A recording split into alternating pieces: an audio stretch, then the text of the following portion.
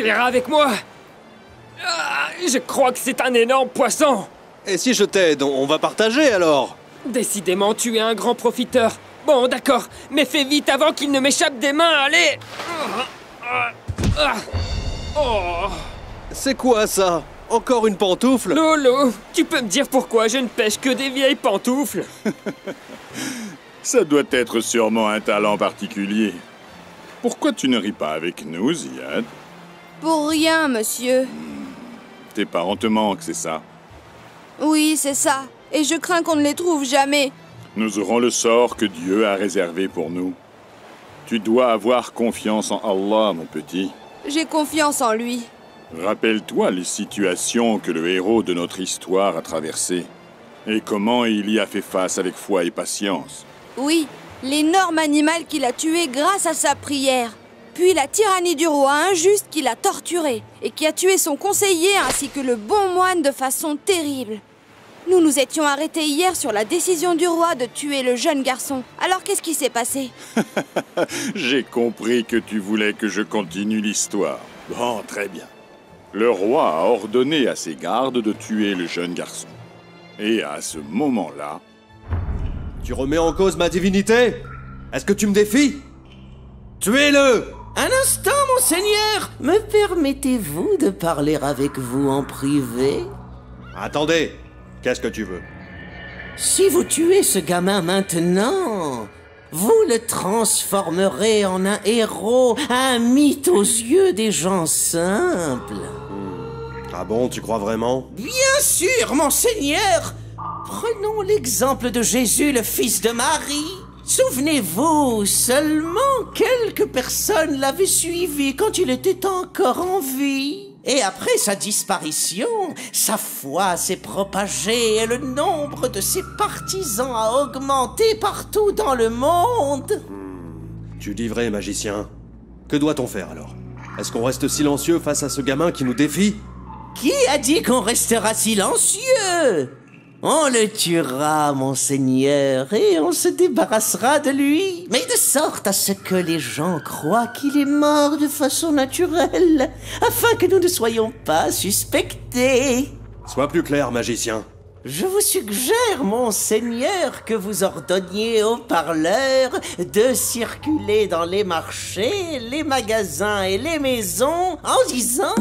Les présents doivent informer les absents de ce qui suit, à savoir que le roi Youssouf Nawas el-Hamiri a ordonné d'honorer le jeune garçon, celui qui a tué l'animal, car il a fait de lui un de ses dirigeants les plus proches.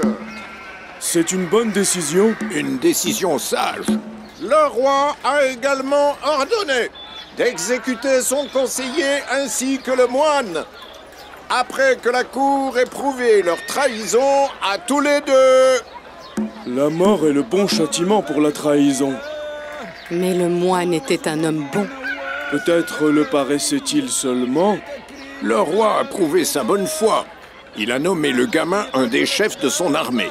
Oui, ceci est une belle preuve que notre roi Joseph El Nawas est un homme bon, béni soit-il. Les présents doivent informer les absents.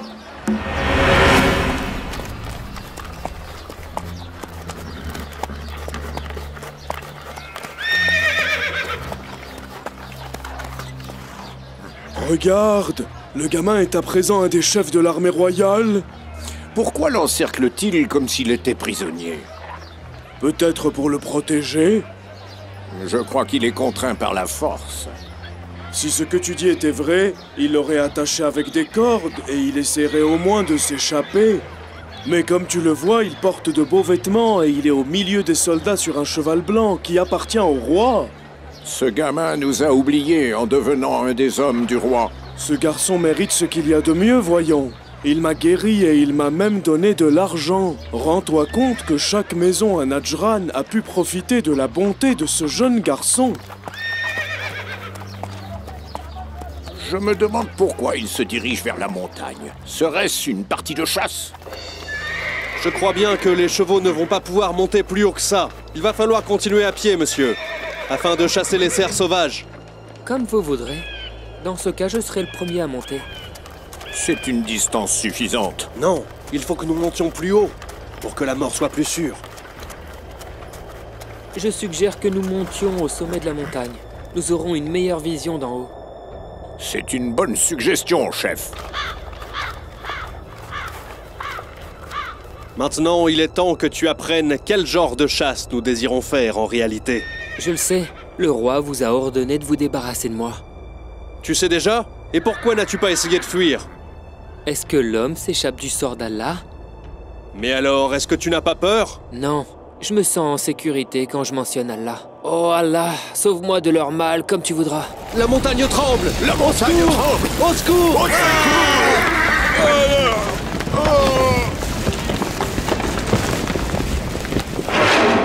Quoi? N'es-tu pas allé à la chasse avec les autres soldats? Je suis allé là où vous l'avez demandé, et vos soldats n'ont pas réussi à mener à bien leur mission. Mais c'est la volonté de Dieu. Comment as-tu pu te sauver? C'est Allah qui m'a sauvé. Je l'ai prié de me sauver de leur mal comme il voudra. Alors la terre a tremblé sous leurs pieds, et ils sont tous tombés à terre. Je suis le seul survivant, grâce à Dieu seul. Pourquoi es-tu revenu? Est-ce que tu me défies? C'est pour vous appeler à croire en Allah que je suis revenu. Je suis revenu vous présenter le bien de la vie et de l'au-delà. Tu voudrais que je rejoigne la religion du moine? N'êtes-vous pas convaincu que c'est la seule vérité? N'êtes-vous pas convaincu que seul Dieu est le Tout-Puissant? Jusqu'à quand allez-vous vous obstiner, continuer d'être injuste envers vous-même? Tais-toi! Garde, arrêtez-le!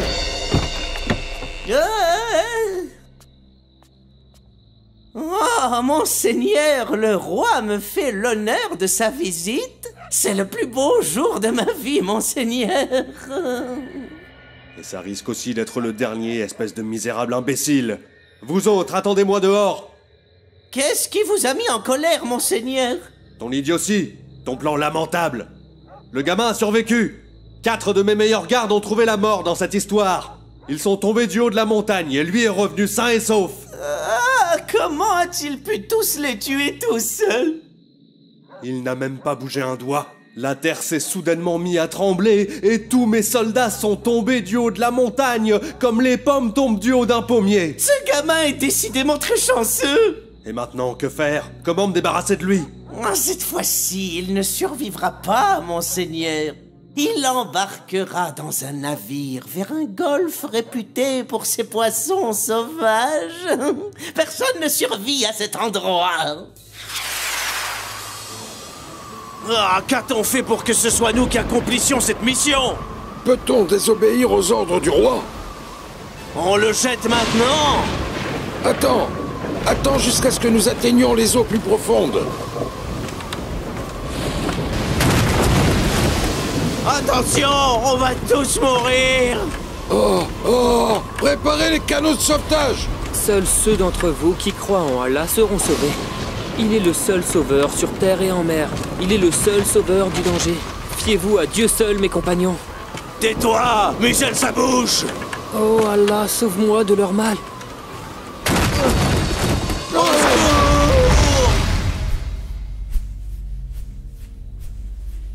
Je vous porte des bonnes nouvelles, votre majesté. Ah bon? Le gamin est mort? Oui, tout le navire a été englouti. Personne n'en est revenu. Et mes soldats? Et mes marins? Ils sont morts aussi? C'est un petit prix à payer pour vous débarrasser de ce gamin, votre majesté. Les gens diront à présent que le bon roi a envoyé le jeune garçon dans une croisière et que malheureusement le bateau a été englouti avec tout ce qu'il y avait dedans. Personne ne vous accusera de l'avoir tué. Pourquoi insistez-vous tant à me tuer? Toi? Tu es vivant? Oui, comme vous le voyez, c'est l'ordre de Dieu. Je ne mourrai que si Allah, et seul Allah le veut. Si vous désirez tant ma mort, je vais vous montrer comment faire. Tu parles sérieusement, gamin? Oui, mais vous devrez absolument obéir à tout ce que je vous dirai de faire. Je ne suis pas convaincu par ce qui se passe, votre majesté. Je crois qu'il se moque de nous. Il a ordonné de rassembler les gens pour leur montrer que vous avez l'intention de vous débarrasser de lui.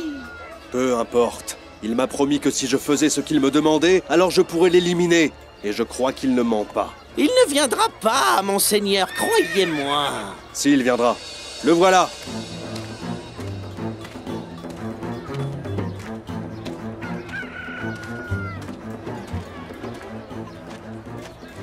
Écoutez tous, le roi Joseph El-Nawas El-Amiri voudrait s'adresser à tout son peuple, écoutez.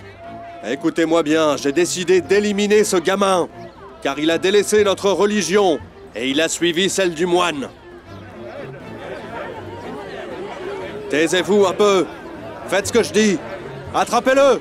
Celui qui réussira à le tuer aura une récompense.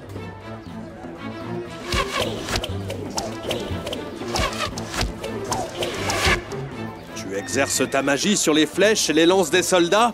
Je ne suis pas magicien, je suis un croyant parmi les croyants. Je crois en Dieu et en son prophète, Jésus, fils de Marie. Je te tuerai avec la flèche de mon père, le roi Zi El-Nawas El-Amiri. Vous ne me tuerez qu'avec une flèche de magie berne, en prononçant à haute voix « Au nom du dieu du gamin ». Ces flèches ne sont pas coupantes. Elles ressemblent à des tiges de branches sèches. Tu te moques de nous? Je vous dirai comment faire. Si vous voulez vraiment me tuer, vous devez faire ce que je vous dis. Au nom du dieu du gamin. Vous devez élever la voix afin que tout le monde vous entende. Au nom du dieu du gamin. Oh mon Dieu, je te remercie pour ma foi en toi et pour ma mort vers ton chemin. Mon Dieu, sauve-moi de ta torture et du feu de l'enfer et mène-moi vers ton paradis. Je témoigne qu'il y a d'autres dieux qu'Allah. La mort pour ce jeune traître!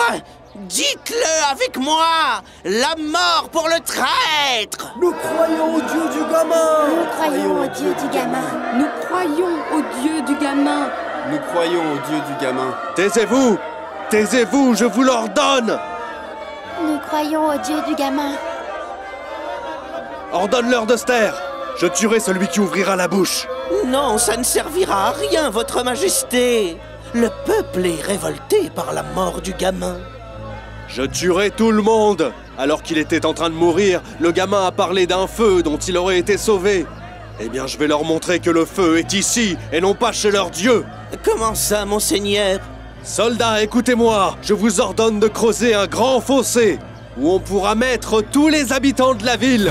Et celui qui persistera à me désobéir, je le jetterai vivant dans le fossé. Ça vous fera peut-être changer d'avis.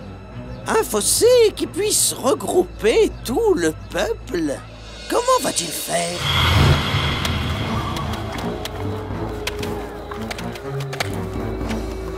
Ne croyez pas au dieu du gamin, et vous aurez le droit de vivre. Il n'y a d'autre Dieu qu'Allah, et son prophète est Jésus. Puisque c'est ainsi, vous mourrez tous. Allez, jetez-les dans le fossé pour qu'ils sachent qui peut torturer et qui possède le feu brûlant. Allah est le Tout-Puissant! Allah est le Tout-Puissant!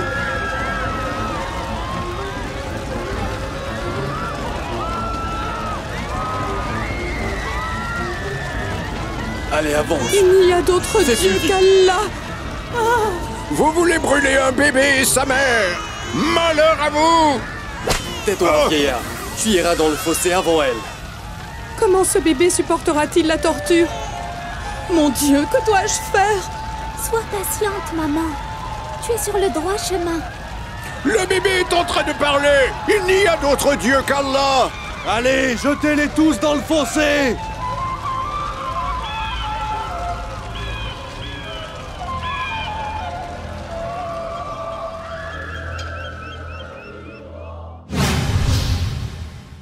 Au nom d'Allah, le tout miséricordieux, le très miséricordieux.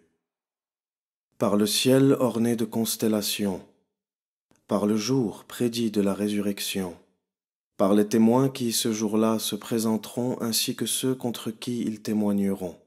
Maudits soient les gens de la fosse ardente, au feu sans cesse renouvelé, qui s'étaient installés tout autour du bûcher, pour jouir du spectacle des croyants suppliciés, et auxquels pourtant ils n'avaient rien à reprocher, si ce n'est leur foi en Dieu, le Tout-Puissant, le digne de louange, à qui appartient la royauté des cieux et de la terre, Dieu, le témoin de tout l'univers. Allah le majestueux a dit vrai. Du haut du fossé, le roi injuste et ses soldats regardaient la torture des croyants. Les non-croyants parmi le peuple hurlaient, alors que les autres étaient extraordinairement en paix. Et surtout, après le miracle du bébé qui avait prononcé les mots de Dieu pour leur assurer qu'ils étaient sur le bon chemin. Le feu a dévoré leurs vêtements, il a dévoré leur peau et a brûlé tout leur corps, mais ils ont supporté la torture avec silence et satisfaction, et alors chacun de ces croyants s'est transformé en une flamme brûlant au milieu des ténèbres de la vie.